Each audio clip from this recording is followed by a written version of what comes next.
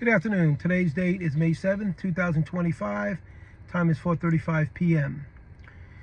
Now, the next video I'm about to show is about as close as you're going to get to finding out what happened during this election, as far as possible manipulation of the tabulation of the votes. The video that is going to follow this will be from a gentleman named Nathan Taylor. I know some of you probably don't know him by name, but you probably know the organization that he's affiliated with. He's a co-founder of Election Truth Alliance. Now, I met Nathan back during the 14th Now March back in January. It was a protest. I think it was headed by people like Jessica Denson in regards to Section 3 of the 14th Amendment. I was doing a TikTok live on the steps of the Lincoln Memorial waiting for the protest to start. He happened to be in the same location. When I got done wrapping up, he approached me and we started talking. Little did I know that he was orchestrating or had something to do with the organization or knew the people in the organization for the 14th Now March.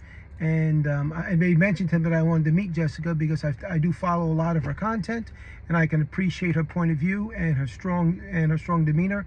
I mentioned I wanted to meet her, and so 5 hours later, it was freezing out there. She got done with her speech, and then he introduced me. So we've been talking since then, back and forth. I had a chance to talk with him last night, about 40 minutes or so, and we were talking about a video he had sent me dealing with the 2024 election. Now, I don't know the individual that he is having this meeting with. Obviously, it's a creative of sorts, and I find out the information, I'll let you know. But he's talking about the methods that they use. He's a cybersecurity individual. The methods that they use in this particular video was about Clark County, Nevada, and potential manipulation in those votes, and shows a pattern of manipulation throughout many of the swing states as well. Some of them he doesn't have the information on, and he'll explain what he does have in this video. It is very important. As I said, it's about as close as anybody's going to get to finding out if there was true manipulation in the votes. Him and his company take painstakingly go through it, and they try to put it in a digestible format for you to listen to. Now, this was done back in January. So there's a lot of stuff that has happened since then. So I'm also going to put a link for his the Election Truth Alliance website. So this way you can go to that and follow whatever links he has there, getting the more updated information. Because I know in talking with him last night, he had some other information for Pennsylvania, and he's looking into North Carolina as well. Very interesting stuff. You know, I really can't get past what Donald Trump is, get up to the point what Donald Trump is doing now, because my mind is still that he shouldn't even be there. There is no way in God's green earth that this man won a majority of the votes. He has 25% at best as far as the American people supporting this guy. So there was something else that was going on, specifically with the tabulation of the votes and other issues as well.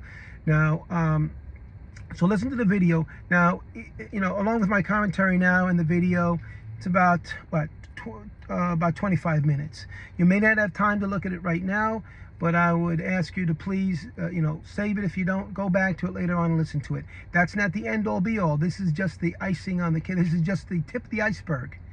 Now, the idea is to, and I was talking to Nathan about it last night, the idea is to get this information together.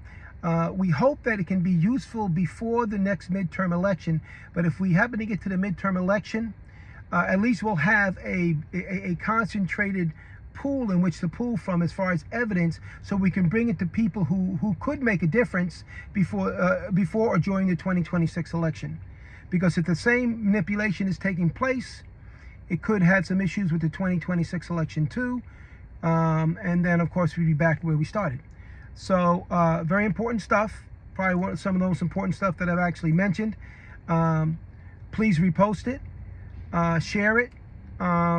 Also too, on his site, he gives you an opportunity to contribute. I think for me it was like $6 a month, something like that. You know, I spend more than that, you know, on a couple of cups of coffee. So, but it keeps him doing what he's doing, because he gave up his job they actually suspended him from his job because he was doing this. They called it a conflict of interest. I don't know what it was. But this is what he does full time. And he's putting all his effort and that of many volunteers as well that are putting their effort into making something happen. So again, we talk about election interference. We're scratching our heads as to what happened. This is about as close as you're going to get to what really happened in the 2024 election. Good enough? Again, please repost, and I'll put the link for Nathan in the comments for you to go to his other links. Thanks a lot. Have a good day. Take care. My name is Nathan. I'm one of the 3 co-founders of the Election Truth Alliance. We're a nonprofit, nonpartisan organization that is now dedicated to election security. So since the 2024 election, our jobs have been pursuing and investigating the election. My background specifically, I'm a cybersecurity and data analyst. I've worked for a company that did real-time network monitoring. And I also have a background as a 25 Bravo, which is a computer tech specialist in the Army Reserves, and a signal officer in the Army National Guard. Okay, so what this is this is a overview PowerPoint that we have created. We will also be publishing 2 different additional forms of media to support this. One will be a summary and kind of a timeline of the election and our concerns. And the other will be a video with a accredited PhD level statistician talking through some of our more in-depth data. So this PowerPoint is going to cover an overview of some of the issues we're seeing in the 2024 presidential election. And so we are the Election Truth Alliance. We have this beautiful PowerPoint made by some of our really hardworking and dedicated volunteers. So first and foremost, who are we? As I kind of mentioned before, we are a nonpartisan organization. We're run by a board of 3 people. The background of our volunteers specifically is we have data analysts, we have statisticians, we have cybersecurity individuals. We also have specifically to the board as well, political science, auditing, and fraud detection skill sets. So we were technically founded in December of 2024. I think we're 20 days old as of today. And we were incorporated in January in Nevada. Our current volunteer, we're actually exceeding 20 volunteers currently, and that number is only going to grow in the next coming days because we've had hundreds of people who wanted to volunteer to help us continue to investigate and take our next steps. So as a data-driven team, our whole job here is we want to look at the data.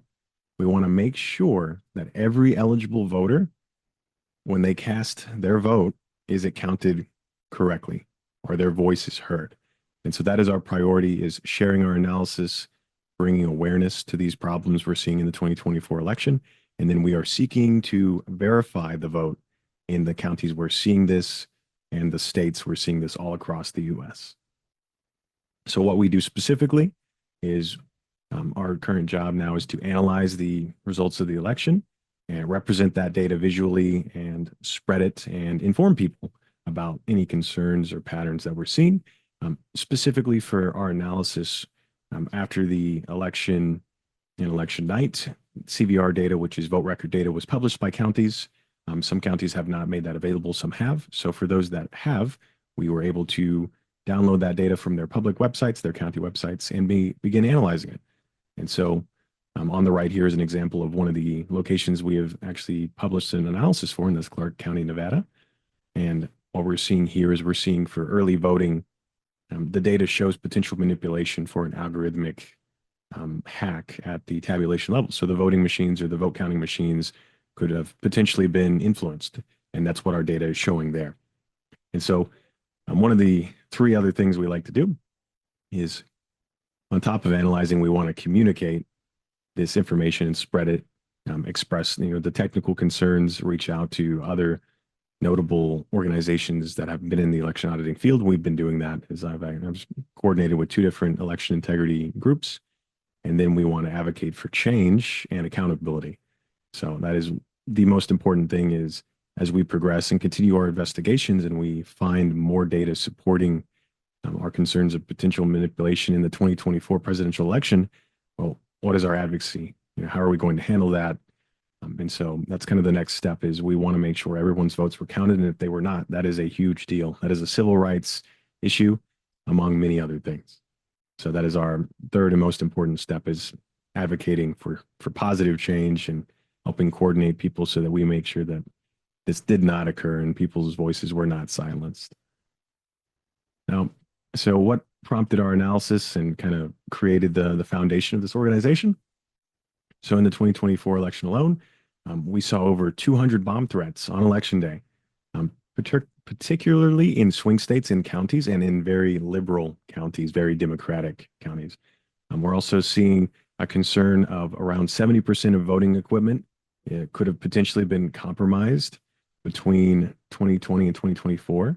There's been multiple security, multiple duty to warn letters from notable security experts talking about how they question whether our voting systems are being maintained correctly, or if they could have potentially been maliciously accessed.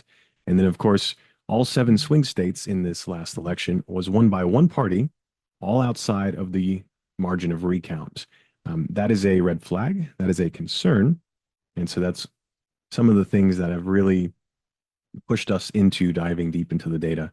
And the last thing, and we're actually going to show you an example of this, is all 88 counties that transitioned this election from being predominantly one majority to the other.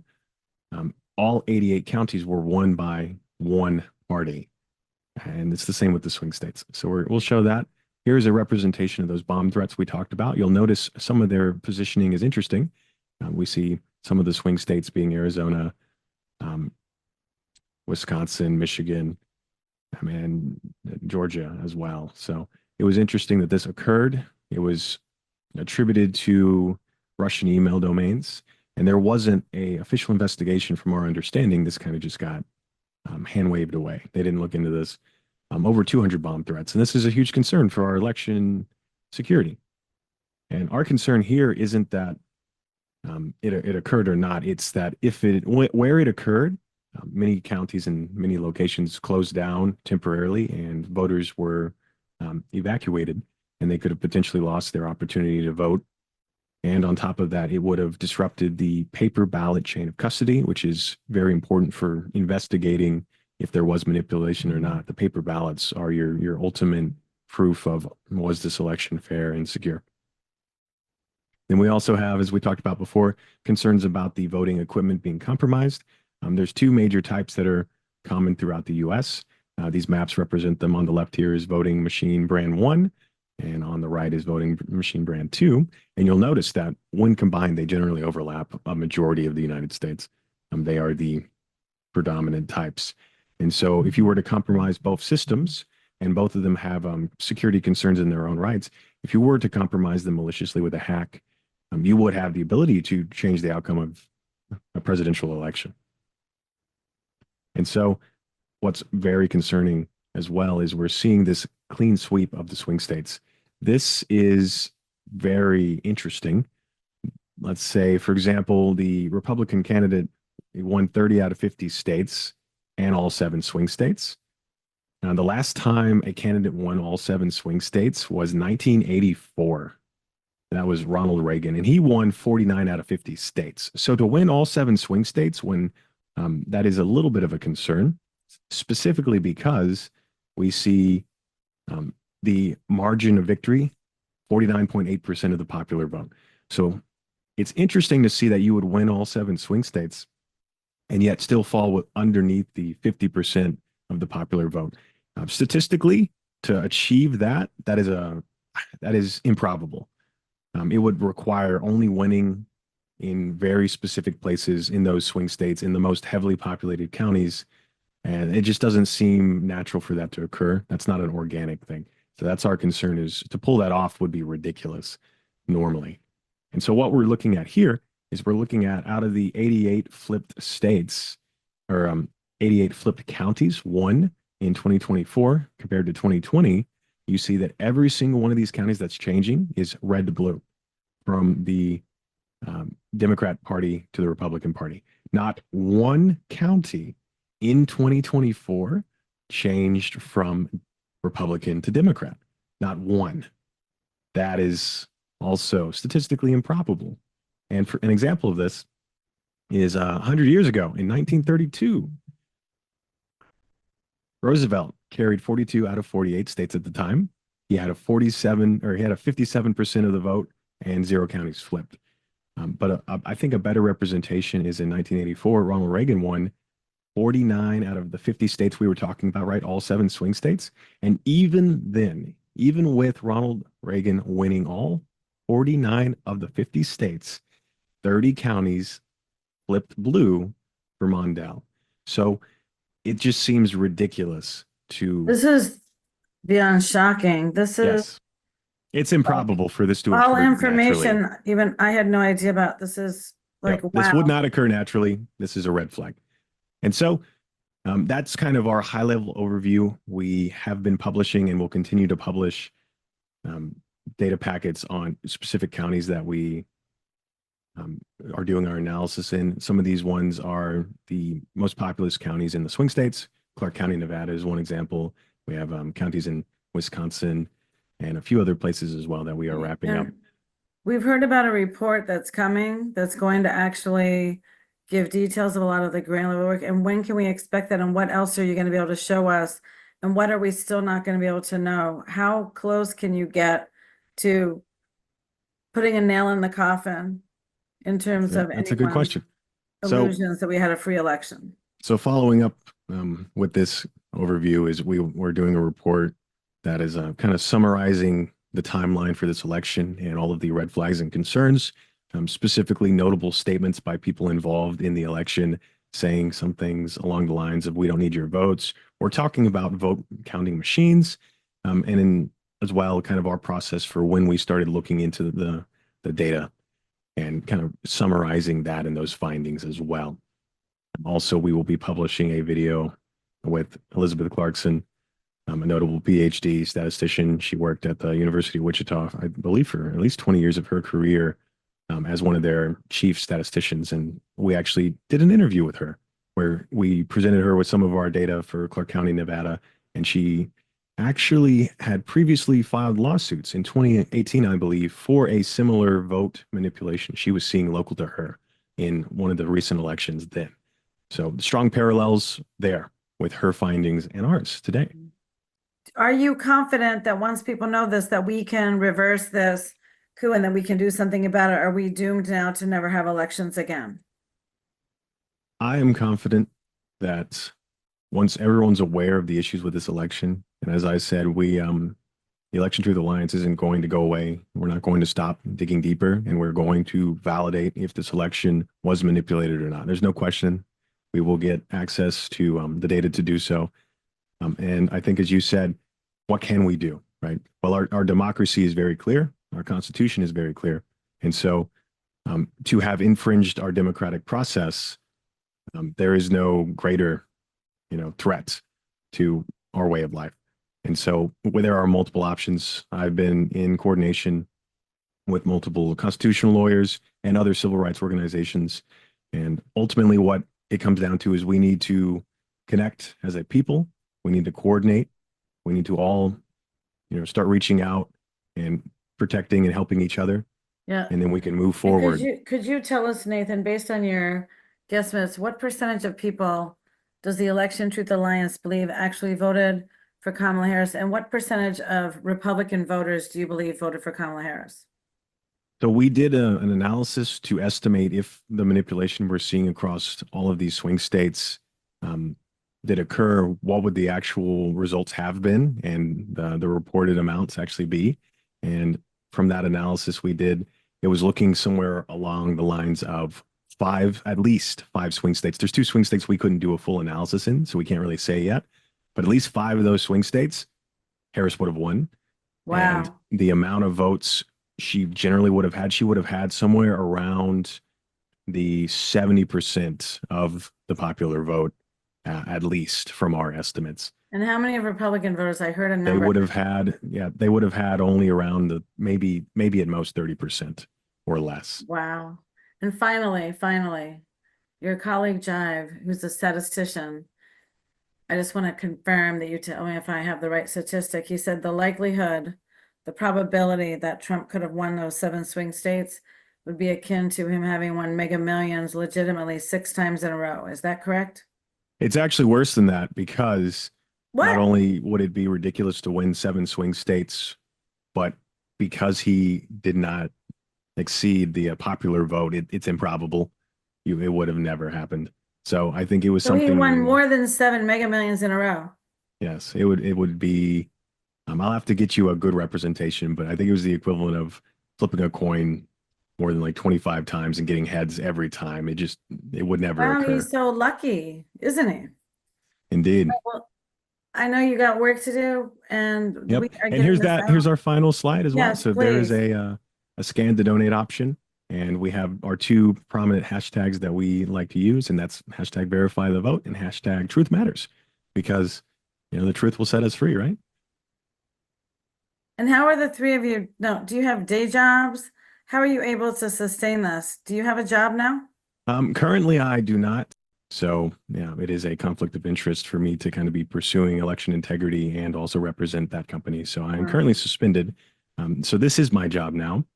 Uh, and I'm still a We want to teach you how volunteer. to volunteer mode and Yes, put we're some all food in your volunteers. fridge, gas in your car. Listen, we so appreciate you.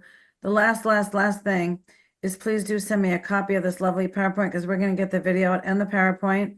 And we're going to flood your inbox with donations and volunteers, and we're going to be ready when the other materials are ready, hopefully tomorrow, that we're going to take the Yes. next step and move forward. Yep, there's a few things we'll add to this actually, but yeah, that would be excellent. Thank you. Thank you from the bottom of our hearts. No, hey, as I said, and I think the last thing I said is I took an oath to protect and defend not only the Constitution, but the American people. And so when the 2024 election occurred and I started to say, hey, was this fair and free or was it not? I couldn't sit by. I couldn't, go back to doing my day job. I couldn't, let the potential horror of what the situation could be lie. And so I said, all right, no one else is going to do anything. No one else is going to step up and ask the hard questions and do the work. I guess I'll do it. And everyone else who stepped up beside me has been amazing. And that's what this organization is all about, is we're the ones that are going to put in the work since no one else wants to. So Thank you so much. Get some sleep and we'll talk to you tomorrow. I'll send you some stuff as well, and Thank you. I'll update you. Thank you so much. God bless America. Have a good night.